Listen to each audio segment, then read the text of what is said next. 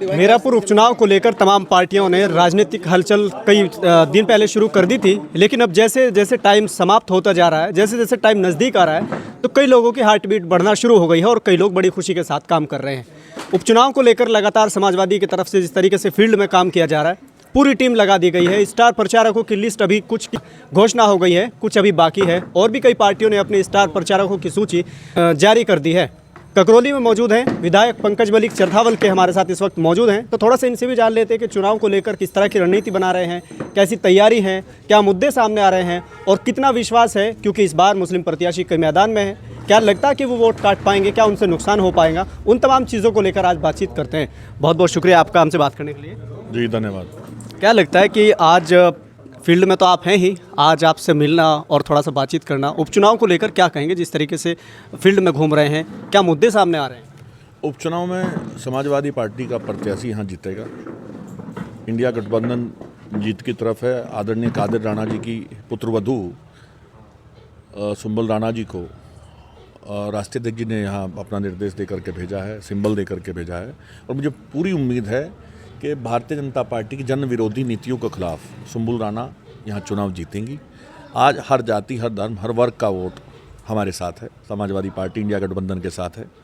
आज सभी पार्टियों के कार्यकर्ता यहाँ कार्यालय में मौजूद थे। जब कार्यालय का उद्घाटन हुआ, वहाँ कांग्रेस पार्टी, समाजवादी पार्टी और आप पार्टी के सब लोग थे, आम आदमी पार्टी के। तो उनकी उपस्थिति से और जो लोग आए हैं, जिस तरह से लोग आए, हर जाति, हर धर्म, हर वर्ग के लोग थे, उससे साफ दिखाई देता है कि हम जीत की तरफ हैं। इस बार कहा जा रहा है कि आपके लिए बड़ा चुनौतीपूर्ण ये उपचुनाव है, क्योंकि यहाँ मुस्लिम प्रत्याशी और भी मैदान में हैं। इस बार चंद्रशेखर आज़ाद की पार्टी के प्रत्याशी भी मैदान में हैं और ओवैसी की पार्टी के लोग भी मैदान में हैं। तो क्या उससे कोई आप पे कोई असर पड़ेगा, क्या आपके वोट कटेंगे या किस तरह से सोचते हैं? चुनाव लड़ना सबका अधिकार है और हर पार्टियां चुनाव लड़ती हैं, अपने प्रत्याशी भी लड़ाती हैं। ये उनका फैसला होता है कि वो हिंदू को लड़ाएं, मुसलमान को लड़ाएं, अच्छे को लड़ाएं, बुरे को लड़ाएं, वो उनका फैसला है। आज ये सच्चाई है कि सुंबल राणा जी के साथ राष्ट्रीय अध्यक्ष अखिलेश यादव जी का चेहरा है। आज हम इंडिया गठबंधन की तरफ से चुनाव प्रत्याशी हैं। पूरा देश इंडिया गठबंधन की तरफ, आदरणीय अखिलेश यादव जी की तरफ उत्तर प्रदेश का एक एक व्यक्ति देख रहा है कि वही आज भारतीय जनता पार्टी की इन किसान विरोधी, जन विरोधी, नौजवान विरोधी नीतियों के खिलाफ, महिलाओं के सम्मान और सुरक्षा के लिए अगर आवाज़ उठा सकता है तो आदरणीय अखिलेश यादव जी आवाज़ उठा सकते हैं, जो किसान का बेटा है, जन जन का बेटा है, जिसने हमेशा जन कल्याण की योजनाओं को बढ़ाने का काम किया, लोगों के बीच में जाकर के हमेशा आदरणीय अखिलेश जी ने लोगों के बीच में जाकर के काम किया। आज भी किसी जात और धर्म की कोई महिला के साथ अगर अपमानित करने का काम किया जाता है या कोई भी किसी भी तरह की कोई घटना होती है तो सबसे पहले अखिलेश यादव जी आवाज़ उठाने का काम करते हैं। भारतीय जनता पार्टी का कौन सा नेता है जब अत्याचार होगा या हुआ है, कोई बोला हो? कहाँ थे ये लोग जो आज चुनाव लड़ रहे हैं? जब हाथरस में बेटी की इज्जत को लूटा गया था, किस तरह की घटना थी? क्या जवाब देंगे? जब लगभग 750 किसानों की शहीद हुए, किसान की आवाज़ उठाने के लिए शहीद हुए थे ना, तब क्यों नहीं बोले नेता, भारतीय जनता पार्टी के नेता? आज चुनाव मैदान में आगे, पहले कहाँ थे? मुझे बता दो, पहले विधायक रहे कि यहाँ के लिए क्या किया होगा इन्होंने? मैं तो समझता नहीं कुछ किया होगा। और सुंबल राणा पहली बार चुनाव लड़ रही हैं। मुझे उम्मीद है कि यहाँ की महिलाएं, यहाँ के बच्चे बच्चियाँ, चूँकि वो नौजवान हैं और अच्छे परिवार से हैं, मुझे उम्मीद है कि सुंबल राणा में विश्वास जता करके आदरणीय अखिलेश जी के इरादों को और उनके हाथों को मजबूत करने का काम यहाँ की जनता करेगी। देखिए, यहाँ मीरापुर के लोग एक संदेश देंगे जो पूरे प्रदेश में और देश में जाएगा। आदरणीय अखिलेश यादव जी की मजबूती का संदेश। यहाँ के नौजवान के जो उसको अच्छी शिक्षा और रोजगार नहीं मिल पा रहा है, उसकी पीड़ा का संदेश, महिलाओं के सम्मान और सुरक्षा की पीड़ा का संदेश।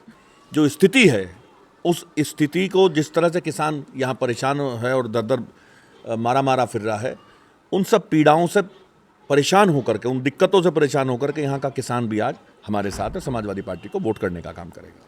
कई लोगों से हम लोग बात कर रहे थे, पब्लिक की राय हम लगातार दिखा रहे हैं, तो कहीं ना कहीं कई लोगों का ये कहना है कि जिस तरीके से अभी लापता प्रत्याशी करके जो एक नारा दिया गया, एक स्लोगन छोड़ा गया, उसको लेकर क्या कहेंगे? जिससे कई लोगों का कहना ये है कि वो लापता है, फील्ड में नहीं है, क्या कहेंगे उसके लिए? कौन कह रहा है आपको?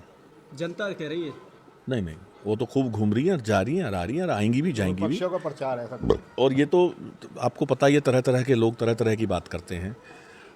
मैं तो जहाँ तक समझता हूँ, जो प्रत्याशी आज दूसरी तरफ से चुनाव मैदान में हारने के बाद शायद पार्टियों में तो दिखाई दी होंगी जनता के बीच में, तो शायद कहीं कोई बड़ा आंदोलन या कोई बड़ी आवाज़ उन्होंने शायद नहीं उठाई।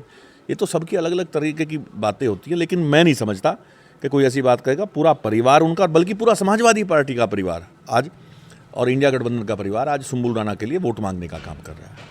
इस उपचुनाव में कई मुद्दे हैं, जिसमें से मैं आपसे ये भी पूछना चाहता हूँ, जैसे बेहड़ा सादात में जो कुछ हुआ, कई लोगों ने एक तरफा कार्रवाई होने का आरोप भी लगाया, जनता ने भी अपनी बात सामने रखी, लेकिन कई नेता ऐसे हैं, कई लोग ऐसे हैं जो ये कह रहे हैं कि बेहड़ा में जब ये घटना घटी उस समय कोई समाजवादी का नेता नहीं बोला। हाल ही में बुढ़ाना में जो कुछ हुआ उसको लेकर के समाजवादी पार्टी ने कोई ऐसा ऐलान नहीं किया, कोई उनके नेताओं ने कोई उनका बचाव नहीं किया या उनके साथ खड़े नहीं हुए, उसको लेकर क्या कहेंगे? हम लोग भारतीय जनता पार्टी के मंसूबों को कामयाब नहीं होने देंगे। बुढ़ाना हमारा घर है, घर था और घर रहेगा। हमें जो करना चाहिए था हमने किया। वहाँ के सम्मानित लोगों से संवाद स्थापित किया। जो लोग माहौल ख़राब करना चाहते थे उन लोगों को माहौल ख़राब नहीं करने दिया। बहुत समझदारी के साथ बड़ी कामयाबी वहाँ के लोगों को मिली है, हिंदू और मुसलमान दोनों को। नहीं तो बहुत सारे लोग हैं जो कुछ कर तो पाए नहीं, पर जा कर के वहाँ भड़काने का काम किया। जो भी घटना हुई बड़ी निंदनीय घटना थी, दोनों तरफ से बहुत ही खराब घटना थी, उसकी चर्चा तो होनी भी नहीं चाहिए इस चुनाव में। और हम लोग मुजफ्फरनगर को बसा हुआ देखना चाहते हैं। हम लोग गलत रास्ते पर ले जा करके राजनीति नहीं करते। ये तो भारतीय जनता पार्टी का काम है ना, दंगे कराना हमारा काम नहीं है। और कौन कह रहा है? आदरणीय हरेंद्र मलिक जी बुढ़ाना में गए, जाकर के प्रेस के लोगों से भी बात की और सारे अधिकारियों से लगातार बात की, वहाँ के सब जिम्मेदार लोगों से बात की, हिंदू और मुसलमान से, सिर्फ इसीलिए कि हम लोगों को भड़काना नहीं चाहते। हम चाहते कि मुजफ्फरनगर बसा रहे। हमारे दादा परदादा के संबंध से के समय से हमारे तो चाचा ताऊ के रिश्ते रहे हैं, हर जाति, हर धर्म, हर वर्ग के लोगों से। हम उन रिश्तों को तोड़ना नहीं चाहते। मुजफ्फरनगर एक बार खराब स्थिति से गुजर चुका है, अब यहाँ की जनता ऐसा नहीं करेगी।